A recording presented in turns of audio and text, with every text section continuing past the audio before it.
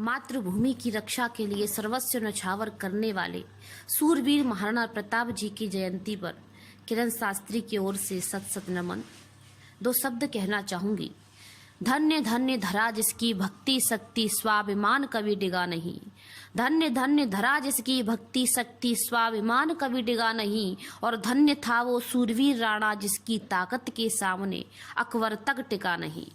क्या फौलादी सीना था उस राणा का, क्या फौलादी सीना था उस राणा का। टकरा कर तीर सीने से गिर जाया करते थे। और जब हिनहिनाता था चेतक तो मुगलों के छक्के छूट जाया करते थे।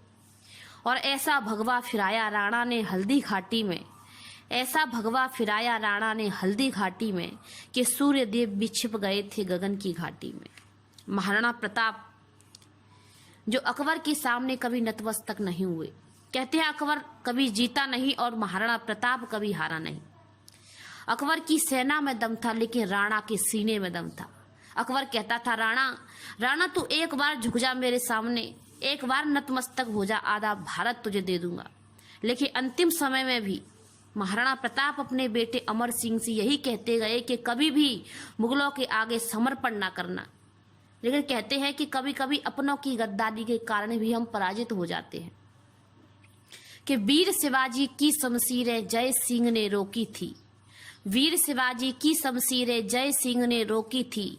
पृथ्वीराज की पीठ में बरछी जय चंदों ने भोंकी थी, पृथ्वीराज की पीठ में बरछी जय चंदों ने भोंकी थी। राणा रण में उन्मत्त हुआ अकबर की ओर चला चढ़ के, राणा रण में उन्मत्त हुआ अकबर की ओर चला चढ़ के। अकबर के प्राण बचाने को तब मान सिंह आया बढ़ के। एक राजपूत के कारण ही तब वंश मुगलिया जिंदा था, एक राजपूत के कारण ही तब वंश मुगलिया जिंदा था। एक क्षत्रिय की गद्दारी से चित्तौड़ हुआ शर्मिंदा था। किस मिलेक्ष में रहा जोर जो छत्रपति को झुका पाया, किस मिलेक्ष में रहा जोर जो छत्रपति को झुका पाया। ये जय सिंह का ही रहा द्रोह जो वीर शिवा को पकड़ लाया, ये जय सिंह का ही रहा द्रोह जो वीर शिवा को पकड़ लाया। अरे गैरों को हम क्यों कोसें जब अपने ही विष बोते हैं, गैरों को हम क्यों कोसें जब अपने ही विष बोते हैं।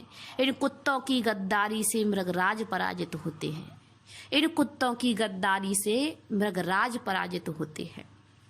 महाराणा प्रताप ऐसे वीरों को मैं धन्य मानती हूँ जिन्होंने इस मातृभूमि पर जन्म लेकर इस मातृभूमि को भी पावन कर दिया, इस भूमि का, इस भारत माँ का भी गौरव बढ़ा दिया।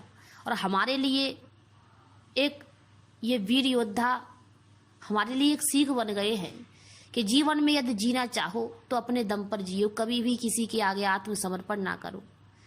इतना ही कह के अपनी वाणी को विराम देती हूँ। आप सभी का बहुत बहुत धन्यवाद। मेरी बातों को आगे से आगे शेयर करें। आप सभी को धन्यवाद।